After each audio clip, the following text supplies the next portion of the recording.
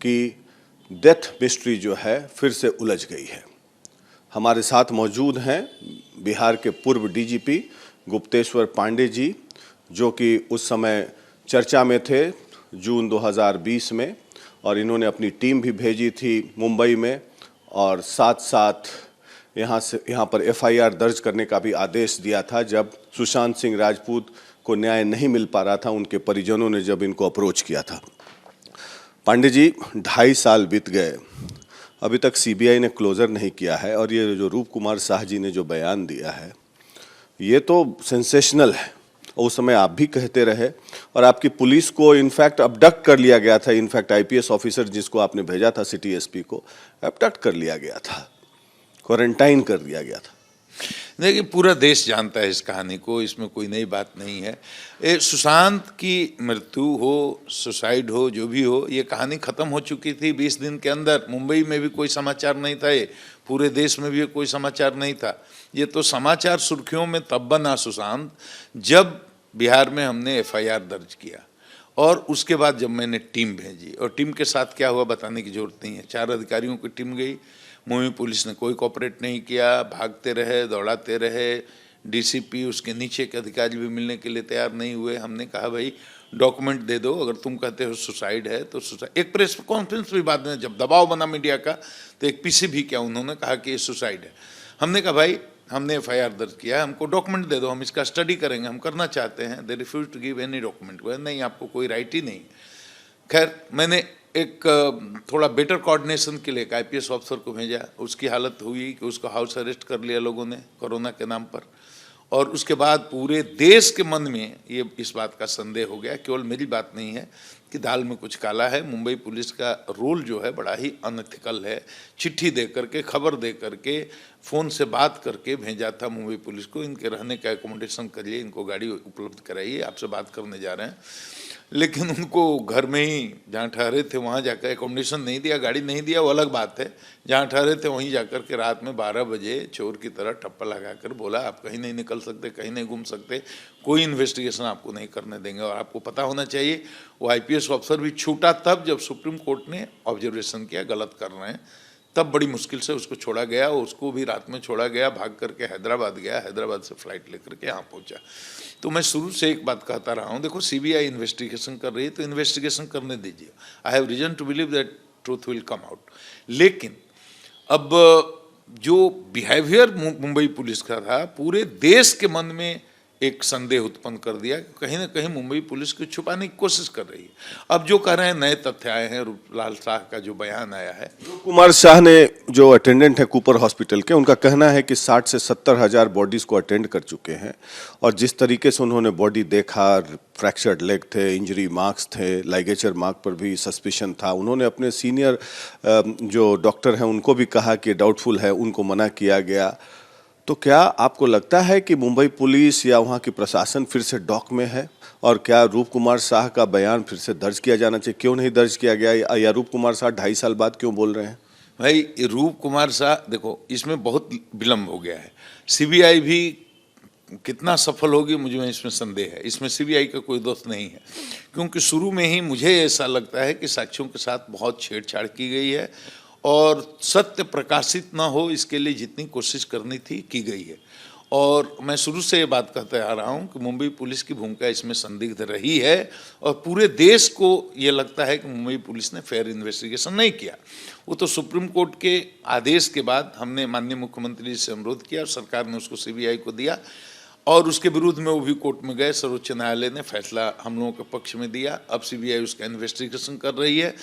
रूपलाल ने जो बयान दिया है उसको सिरे से खारिज आप नहीं कर सकते। वो अनुभवी आदमी है, जैसा आप ही बता रहे हैं 50-60 हज़ार लोगों के पोस्टमार्टम को उसने देखा है, उसकी बात को सिरे से खारिज आप नहीं कर सकते।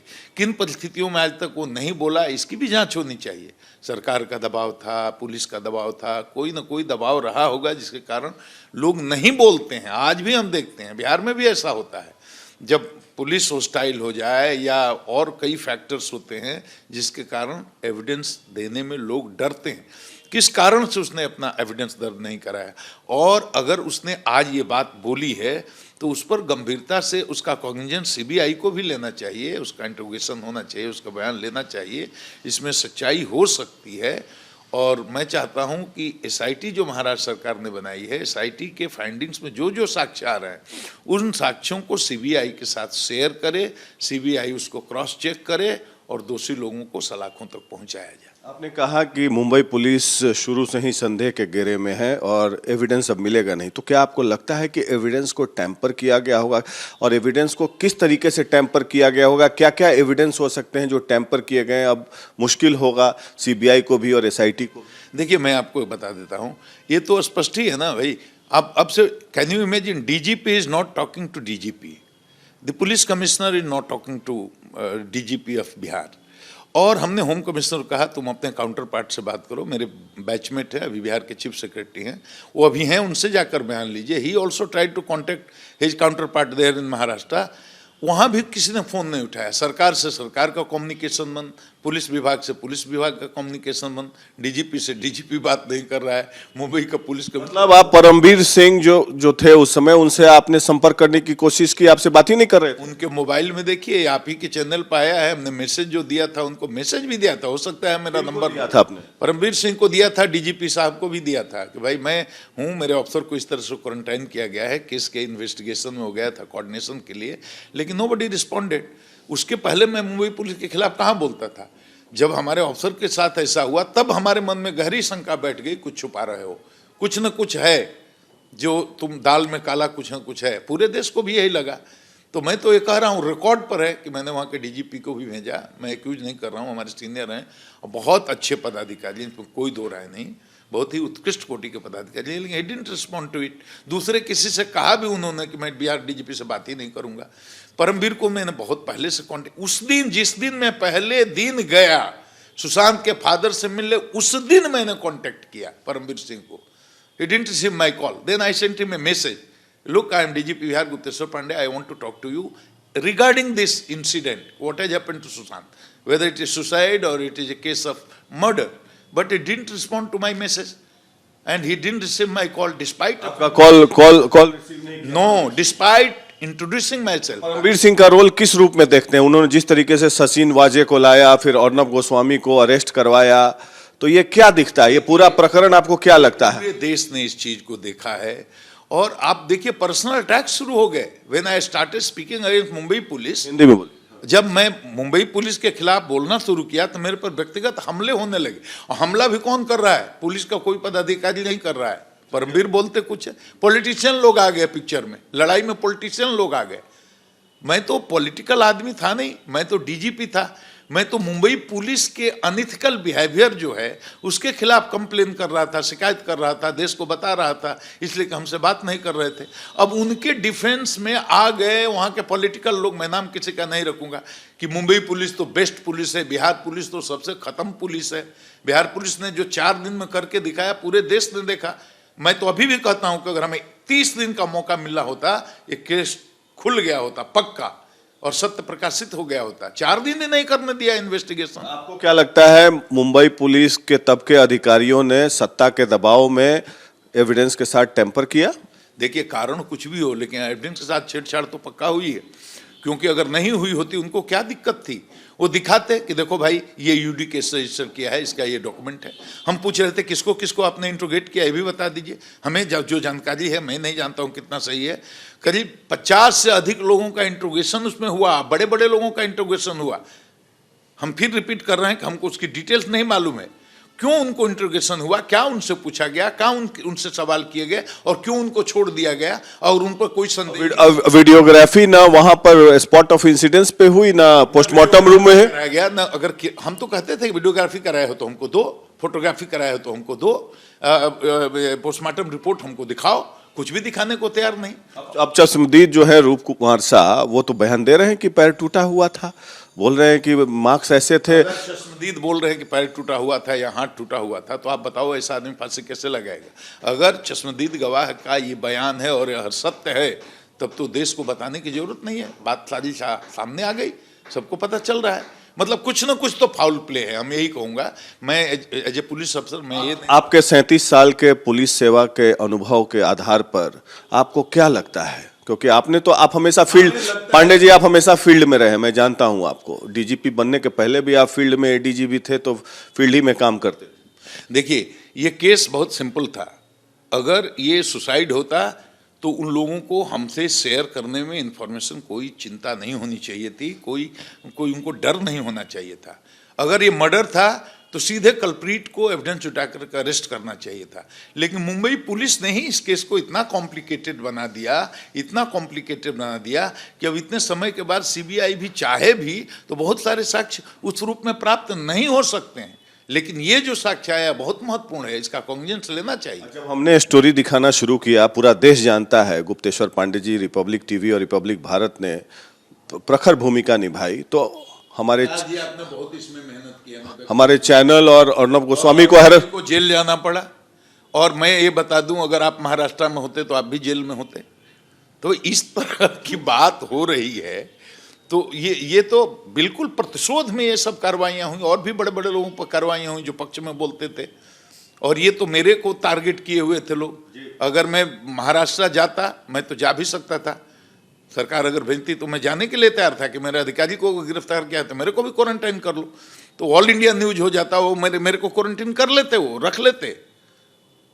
बहुत ही अनइथिकल बिहेवियर। आपको क्या लगता है, परमवीर सिंह से इंटरोगेशन होना चाहिए इस मामले में? और जो वहां उस समय मुंबई पुलिस के जो डीसीपी थे अभिषेक त्रिमुखे, इस सबसे पूछताछ होनी चाहिए। इन्वेस्टिगेशन का पार्ट है भाई, इसमें सवाल करने की आवश्यकता ही नहीं। जितने लोग इस केस के इन्वेस्टिगेशन से जुड़े हैं, right from SI rank to the police commissioner, police chief, वो सबका इंट्रोगेशन होना चाहिए। और किसकी क्या भूमिका रही है केस में, सबसे पूछताछ होनी। कुमार शाह ने बहुत सनसनीखेज बयान दिया।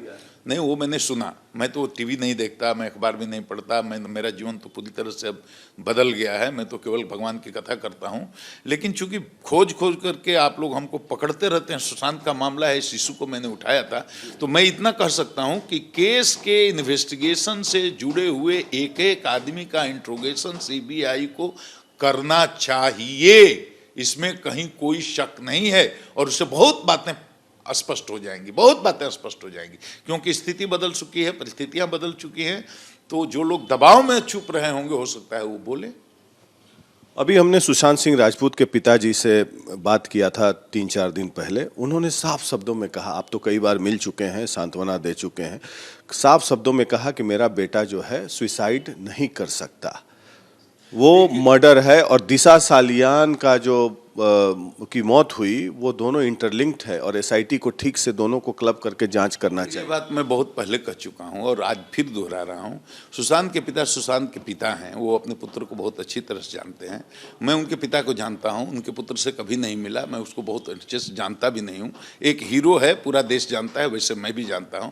मुझे भी नहीं लगता जिस आदमी को इतने कम उम्र में इतनी शोहरत मिली हो, इतनी दौलत उसके पास हो, इतना सक्सेसफुल करियर हो, वो सुसाइड करेगा क्यों?